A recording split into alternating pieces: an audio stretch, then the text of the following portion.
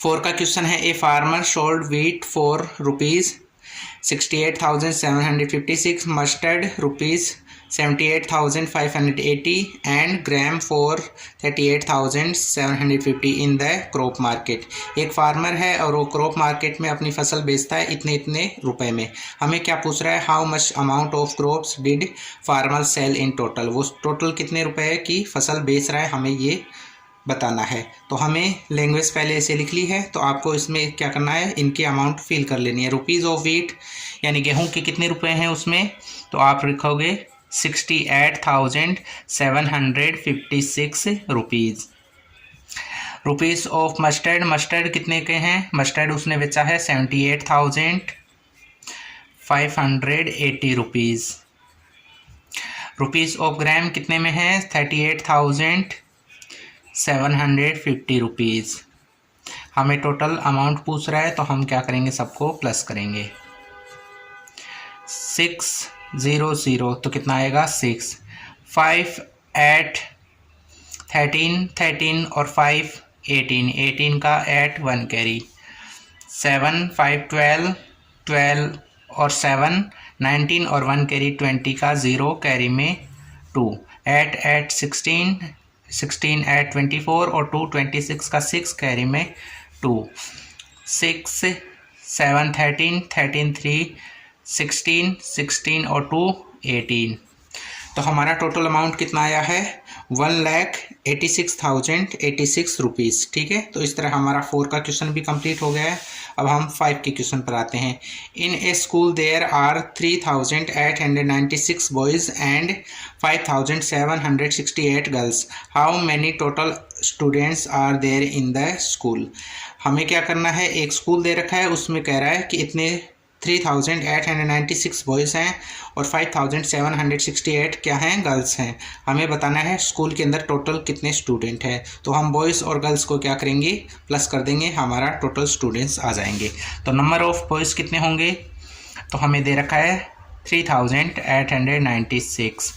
Number of girls कितनी आ जाएंगी, 5,768। हम दोनों को प्लस करेंगे।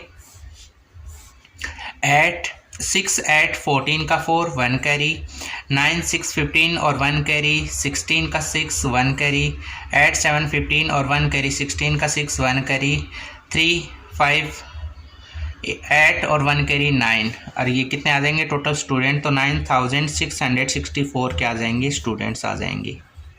तो इस तरह हमारा ये 5 का क्वेश्चन भी कंप्लीट हो गया है। अब हम आते हैं अगले क्वेश्चन पर। हमारा 6 का क्वेश्चन देखते हैं। नगर पालिका प्लांटेड 12,800 ट्रीज अंडर हरियालो राजस्थान अभियान। नगर पालिका है वो हरियालो राजस्थान अभियान के तहत क्या कर रही है, पेड़ों को लगा रही है। और वो कितने पेड़ लगाएगी, 12,800। हमें क्या क्या दे रखा है, 3,750 trees where planted in first phase. वो पहले फेज के अंदर कितने ट्रीज लगाएगी, 3,750 एंड 4,370 इन सेकेंड। और सेकेंड फेज के अंदर कितने लगाएगी, 4,370 एंड रिमेनिंग ट्रीज, जो ट्रीज बच गए हैं उनको वो कब लगाएगी, इन थर्ड फेज, वो तीसरे फेज में लगाएगी। How many trees where planted in third phase. हमें ये बताना है कि थर्ड फेज में वो कितने पेड़ लगाएगी। तो हमें जो दे रखा है वो क्या है, number of trees planted in first phase, ये तो हमें दे रखा है। तो कितने ट्रीज हैं फर्स्ट फेज के अंदर जो नगर पालिका लगा रही है, तो हमें दे रखा है 3,750 ट्रीज। ठीक है, तो इतने पेड़ वो फर्स्ट फेज में लगा रही है। Number of trees planted in second phase, second phase में कितने लगा रही है, 4,370 ट्रीज,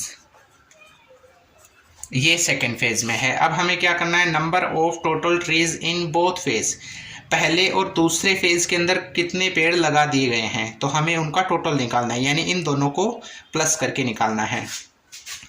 तो हम इन दोनों को प्लस करेंगे तो कितना आएगा, देखो 0 0 तो 0, 5 7 12 12 का 2 1 कैरी, 7 3 10 और 1 कैरी, 11 11 का 1 1 कैरी, 3 4 7 और 1 कैरी तो 8120 ट्रीज दोनों फेज को मिलाकर लगा दिए गए हैं।